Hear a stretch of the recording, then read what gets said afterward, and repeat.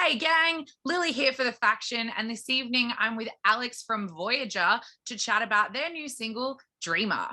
Dreamer is the band's entry as finalists for Eurovision, Australia Decides, an event taking place on February 26th, hoping to see the band represent our country with this banger on the worldwide stage.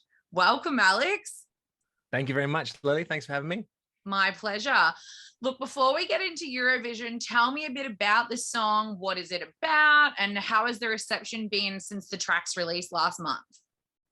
Man, well, the reception has been overwhelming and really, really heartwarming, actually. It's always nice as a musician and, being in bands for many years that you drop something and people like it. And that's what you want. That's the ultimate goal.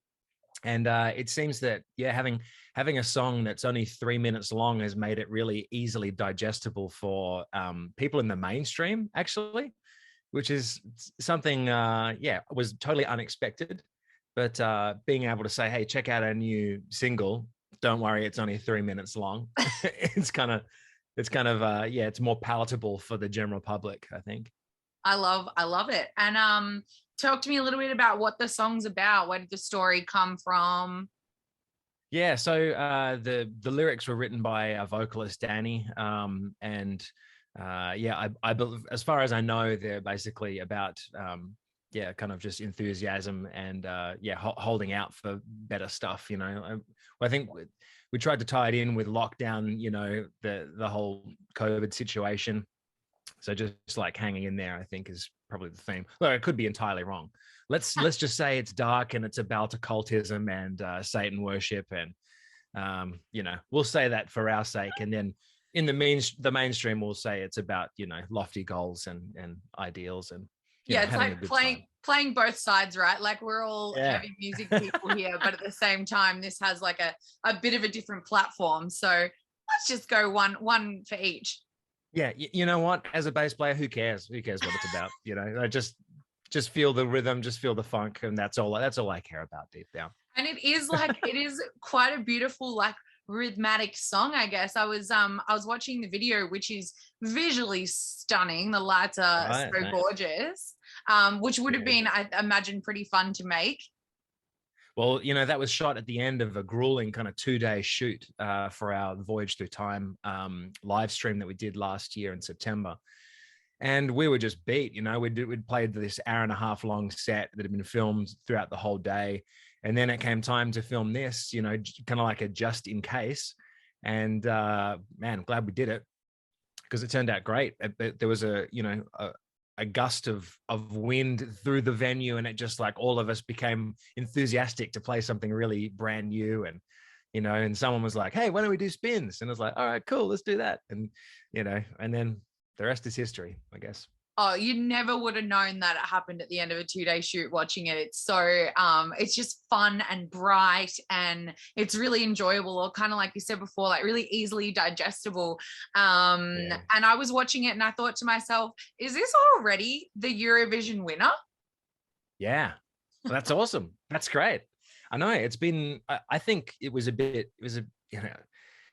genius in a way, and like purely accidental as well, because we've been told that the wavy kind of LED tube lights that are above us were a feature at the Tel Aviv Eurovision Song Contest in 2019, and we had all the projections and visuals. The live stream concert was really cool. Like we pulled out all the stops for that. I hired this beautiful venue called Magnet House in the city of Perth. And extra staging, extra lighting. We did all this crazy stuff for it. Some pyrotechnics as well. And it just looks like a Eurovision stage just by accident.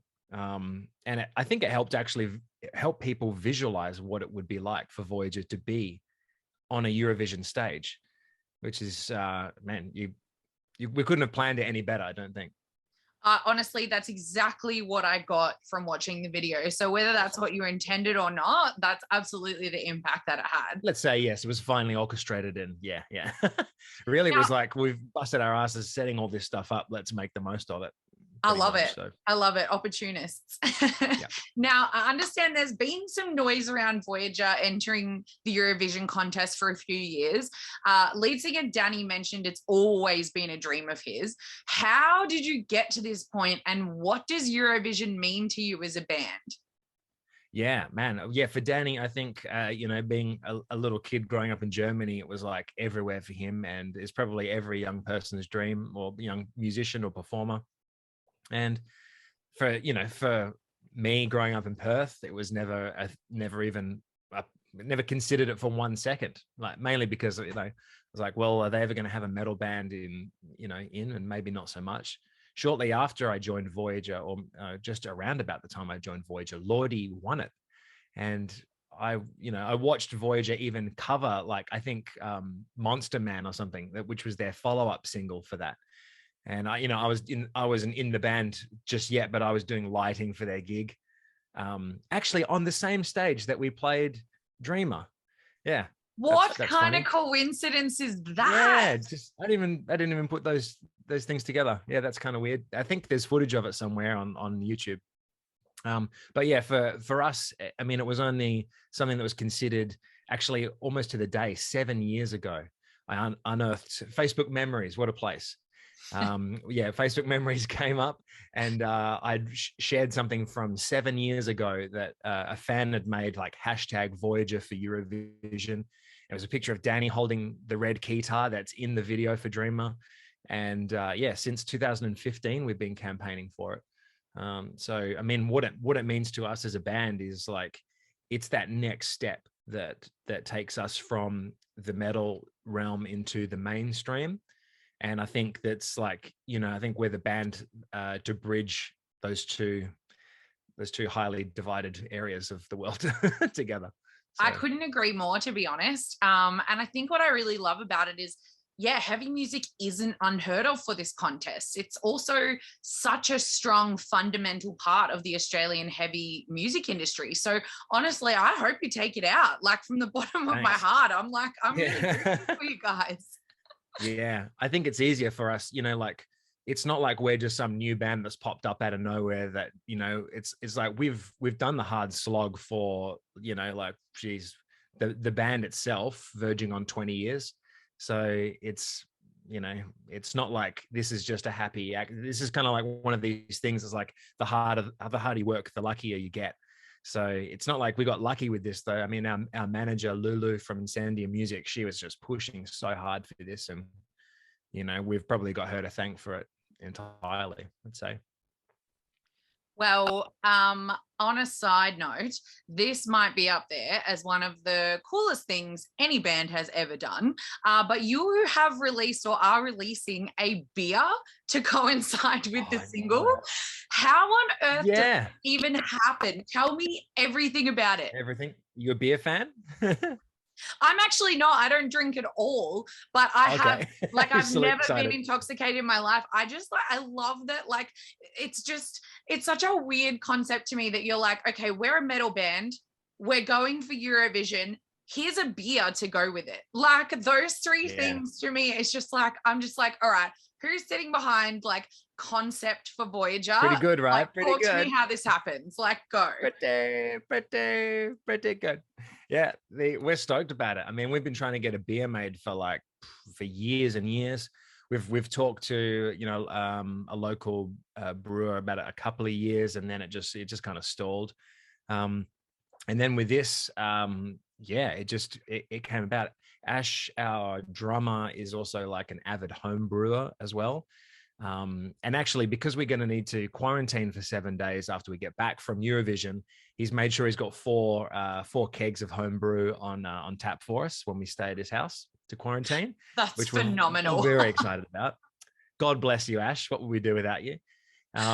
He actually designed the label and all the artwork for that as well. So the label, I feel like, really goes with the video clip as well. Like, the color scheme is all really cohesive. Oh yeah. So that's all intentional. Yeah. Excellent. Branding 101, I guess. Yeah. And Danny's little MR2 car is like flying through the universe on there as well. and yeah, so I think it's a collaboration between lumber punks and yeah, us and the brewers. So have you had the brew yet? It's I believe Ash, the drummer, is actually going there tomorrow to help can the brew. So Nice. no, but I plan on just going heavy on it at some point. Well, I can't wait to hear how it tastes for all of you beer drinkers. There is also a competition to win an axe throwing beer drinking session with you guys. I honestly, when I hear about everything you guys are doing, I feel like being in your band must be the most fun thing ever. It's yeah, I mean, it's definitely not bad. There's a lot of stuff. I mean, this is actually, it's good that you're highlighting this, because this is really like, this is where being a band is, it's almost like the one thing that we're supposed to do as a band, right, is jam and play music together and perform it. And we really haven't done that in quite a long time. We haven't been able to. No one's been able to. It's all business. It's all like press stuff. And our team is incredible. Again, our manager Lulu is just all over this, and she does all of this stuff remotely from London. So if you see her about, buy a glass of bubbly, because she deserves it, every last glass. But yeah, I mean, I'm not too sure of the details. I mean, I've thrown an axe before, and it was really fun.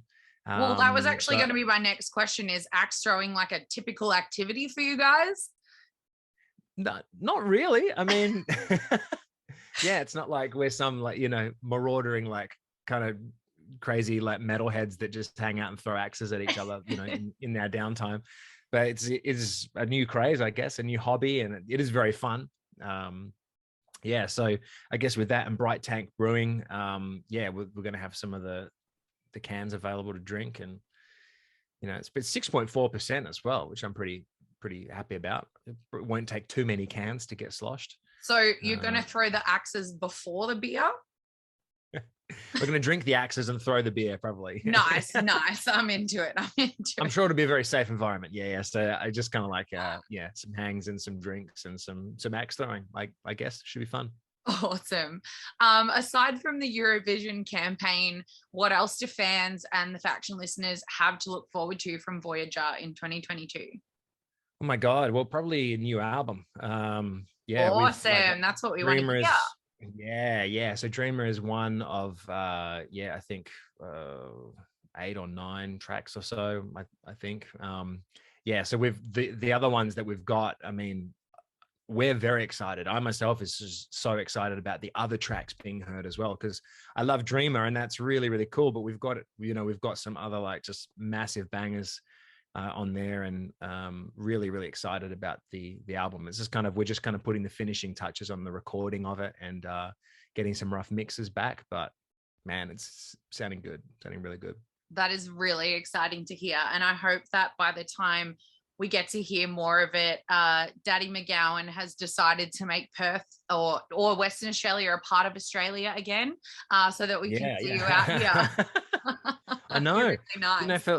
For so many years, we're just just play gigs in Melbourne, play gigs in Sydney, do Adelaide, do Queensland, and it's 2 years now since, I think I've still got $1,500 worth of Virgin travel credit from 2020 when our tour got cancelled.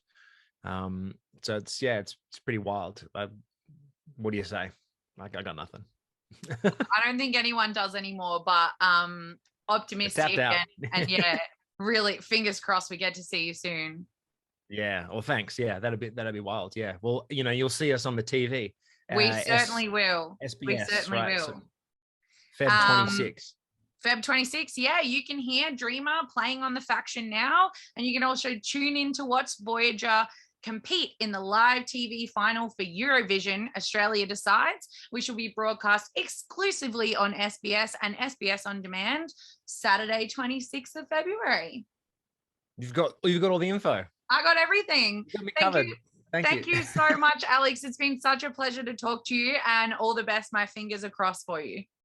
Thank you very much. Thanks for the support, and thanks to all our fans out there and everyone for checking out the single. We really appreciate it, and we're going to do our very utmost to represent heavy music and Australian heavy metal as well.